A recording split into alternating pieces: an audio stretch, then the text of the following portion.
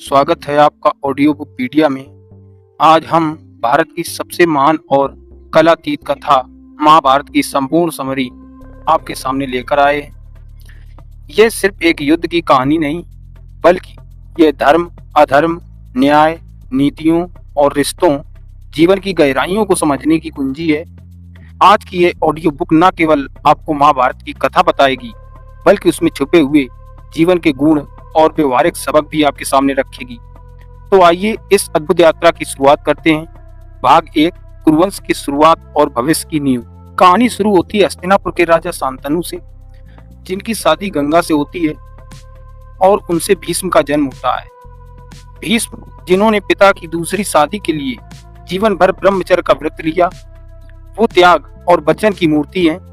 सोचिए, आज के समय में जब लोग अपने छोटे छोटे फायदे के लिए वादे तोड़ देते हैं, भीष्म का यह त्याग हमें बताता है कि वचन और समर्पण कितने मूल्यवान होते हैं। उनके इस त्याग ने आगे चलकर महाभारत के युद्ध की नींव रख दी थी। भाग 2, पांडव और कौरव, दो सोचों की टक्कर। धृतराष्ट्र, पांडु और विदुर तीनों भाई अलग अलग चरित्र के प्रतीक थे।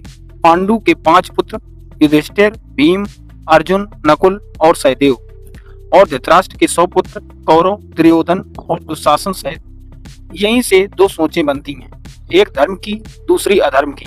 रियल लाइफ में भी हम रोज इन दोनों राहों के बीच फंसते हैं, एक सरल लेकिन सही, दूसरी आसान लेकिन गलत। युधिष्ठिर ने सत्य चुना, जबकि दुर्योधन ने सत्ता के लिए चालाकी की। भाग 3, शिक्षा, प्रतिस्पर्धा और द्रोणाचार्य। द्रोणाचार्य की देखरेख में जब राजकुमारों को शिक्षा मिली, तब अर्जुन की धनुर्विद्या की श्रेष्ठता सामने आई।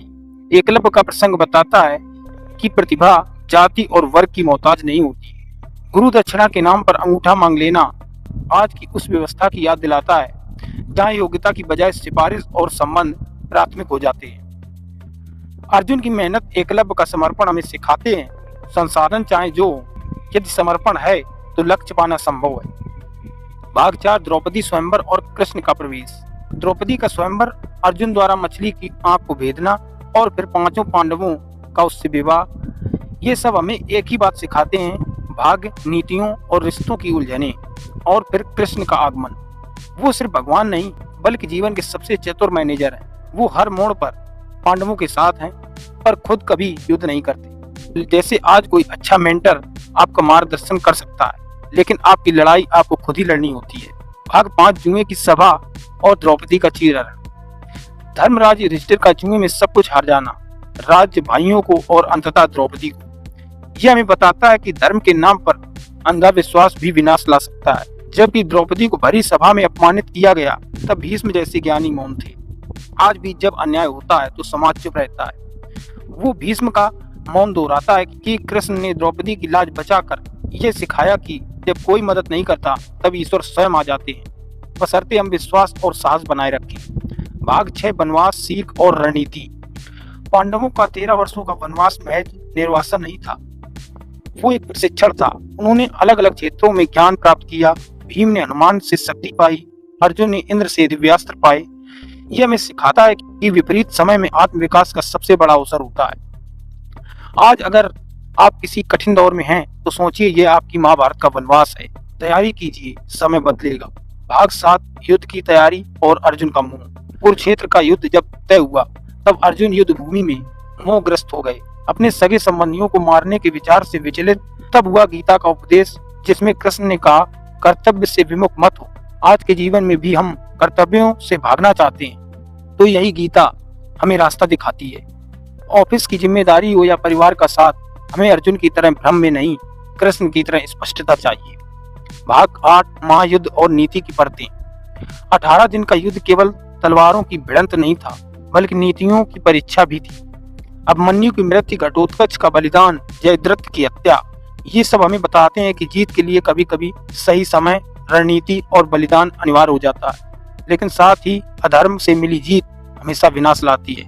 कौरवों ने जितने भी छल किए, अंततः उनका विनाश निश्चित था। भाग 9, कर्ण और एक त्रासदी का नायक। कर्ण एक ऐसा पात्र है जिसे उसकी परिस्थितियों ने बार बार ठगा। वह सूर्य पुत्र था, लेकिन समाज ने उसे सूत पुत्र कहा। वह महान था, लेकिन गलत पक्ष में खड़ा था। कर्ण हमें सिखाता है कि कभी कभी प्रतिभा से ज्यादा महत्वपूर्ण होता है सही संगत और निर्णय। यदि आपके इरादे नेक हैं तो गलत संगत नहीं करना चाहिए, वरना कर्ण जैसा वीर भी इतिहास में दुखांत बन जाता है। भाग 10, युद्ध का अंत और अंतिम संदेश। अंततः सभी कौरव मारे गए, लेकिन जीत का सुख भी अधूरा था। भीष्म सरसैया पर पड़े रहे, द्रौपदी ने अपने बच्चों को खोया, गांधारी ने कृष्ण को श्राप दिया। ये सब हमें बताता है कि युद्ध किसी का हित नहीं करता, यहाँ तक कि विजेता भी घायल हो जाता है।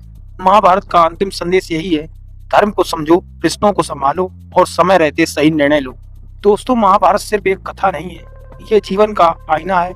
हर दिन हमारे जीवन में भी महाभारत चलता है। कभी अर्जुन की तरह मोह आता है, कभी भीष्म की तरह मौन हमें तोड़ता है, कभी कर्ण की तरह हमें संघर्ष करना होता है। पर अगर कृष्ण की तरह विवेक के साथ हो तो जीवन के हर युद्ध में जीत संभव है। अगर आपको ये समरी पसंद आई हो तो इसे लाइक करें, शेयर करें और ऑडियो बुकपीडिया चैनल को सब्सक्राइब करना ना भूलें। अगले एपिसोड में हम मिलेंगे एक और अद्भुत पुस्तक हिंदी ऑडियो बुक समरी के साथ। धन्यवाद।